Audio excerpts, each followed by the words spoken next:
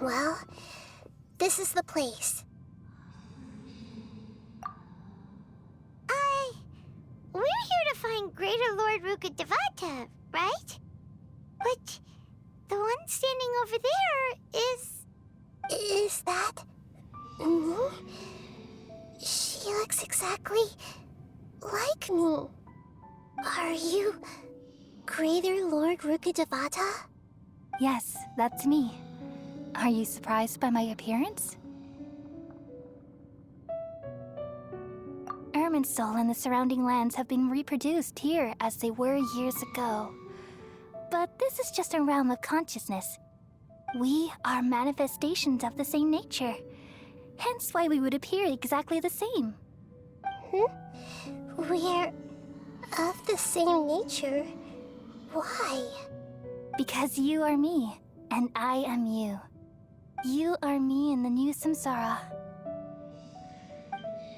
The new samsara?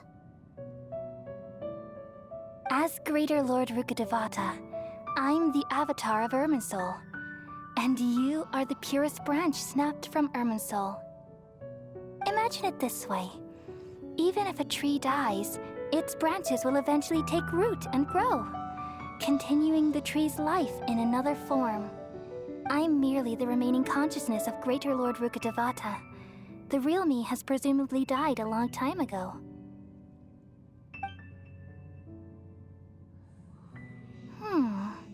Judging from your appearance, I've probably been dead for 500 years. But you're finally here. My new self in the samsara. If this is true, then am I going to be a great Archon like you someday? Though we share the same nature, our fates are bound to be different. All things have their own fate. When a branch grows into a mature tree, it won't be the same as the original tree. That's why fate is the ultimate knowledge, isn't it? That's a great insight. Yes, very good. It's also precisely why you won't become like me. Really? But perhaps you may become an even greater Archon than I. I already see a determination in you that I didn't possess in my time, and the future that it leads you to will be yours alone. Along with the blessings from your past experiences. Don't worry. The growth of wisdom is like that of a plant. You only need to wait quietly for the flower to bloom. Come to think of it, the sages never had the faintest inkling of the meaning of wisdom. Thank you. Nothing makes me happier than discovering that the Archon I always admired was in fact myself in another fate. It's so nice to speak with you, Greater Lord Rukkhadevata. I've always wanted to meet you. The feeling is mutual. From the moment I snapped the branch off Irminsul and created you, I've also looked forward to talking with you. Could you tell me why you wanted to create me? And what exactly happened when you died? Ah, I see. You're here seeking answers, right? Everything that day, even the sky itself, changed into a color like this. At that time, the seven were all summoned to the nation of Conria. Except for me. I had a more important task to attend to. I had to protect Irminsul. The disaster occurred together with the pollution of forbidden knowledge. At that very moment, with my consciousness connected to Irminsul, I sensed something was wrong. The pain started to torment my mind. By the time I reached Irminsul, it was already displaying signs of corruption. Had I not repelled the pollution of forbidden knowledge with King Deshret thousands of years ago, I might have felt even more hopeless and lost. So what exactly is forbidden knowledge? It's a kind of knowledge that doesn't belong to this world, and a form of truth that can't be understood. It came from the very bottom of the abyss. Even I could never understand it. The world is constantly rejecting it, leading to all kinds of bad phenomena. If we allow forbidden knowledge to pollute Irminsul, I'm afraid the entirety of Teyvat could fall apart. So, there's knowledge that even the God of Wisdom can't understand? At that time, I knew I couldn't repel the forbidden knowledge with my strength alone. Which is why I created a device that compiled human wisdom and named it the Akasha. It's truly the world's most amazing invention. Thank you.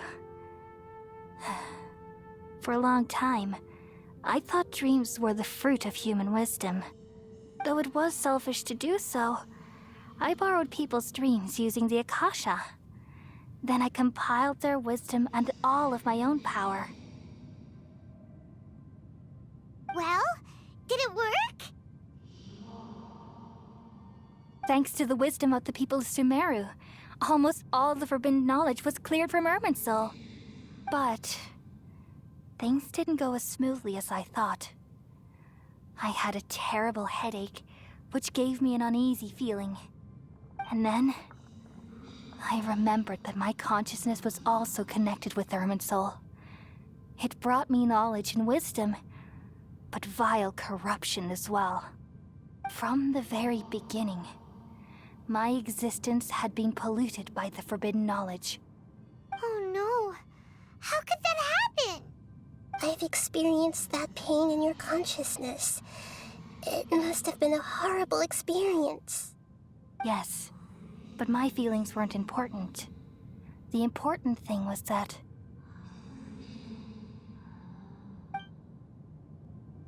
even if I died, my existence and everything related to me would continue to exist in Irminsul as memories and knowledge, meaning that the forbidden and there's no way for me to eliminate myself. So, I took the purest branch of Irminsul as my incarnation in the next samsara and left a trail of clues, all in hopes that you would come here and remove me and my pollution from Irminsul forever. Wait, no, I can't. So you realize what that implies. You are very smart indeed. Irminsul has all the knowledge and memories of this world. And as you've realized just now, removing me from Irminsul means I essentially will never have existed in this world. But this is the only way to save Irminsul. People love you so much, and they've missed you so much over the past 500 years. I am exactly the same. So how can we just forget you like this? Is there really no other way? There must be something else I can do. You're the god of wisdom, Booer. You should know that there is no other way. But this is so cruel. I don't want to forget you. No need to feel so sad, Booer. As someone who delights in wisdom, you should feel joy at finally finding the answer. These are the words in their entirety. The answer you've been seeking all along.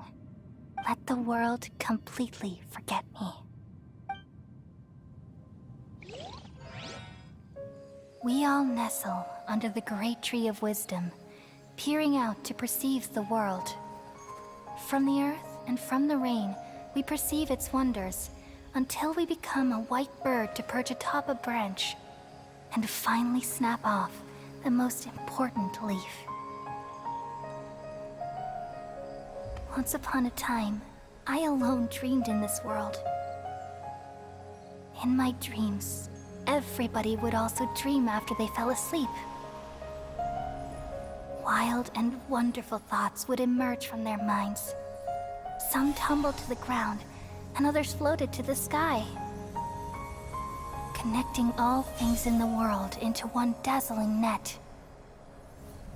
Among a plethora of worlds were numerous smaller worlds, all of fate, finding within the tapestry their brilliant glow. I gradually understood that these indescribable and constantly changing things are the most profound things in the world. Only they can completely repel the madness.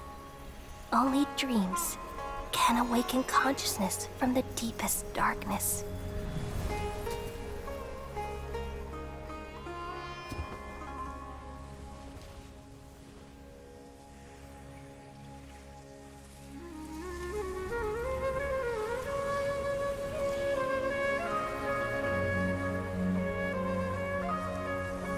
I'm the one who posed this question, yet also the one who sought a solution. Saving the world with the dreams of the people used to be my answer. And now, you've also found your own answer, and I shall return all the dreams to the people.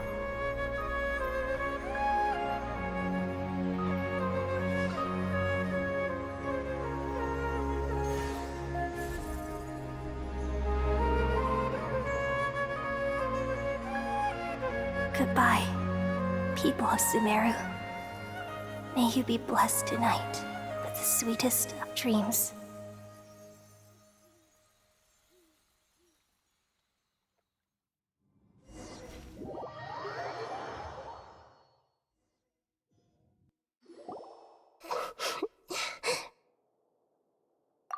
I'm alright. I'm just a little confused. We've just saved the world, right? So why am I crying? I don't know where this feeling inside of me is coming from, but I feel very sad. Just now, we used the power of two gnosis to successfully connect with the Ermin soul consciousness from 500 years ago. Then, we removed the remaining pollution from Merman soul. Yeah, what's wrong? Weren't you there just now?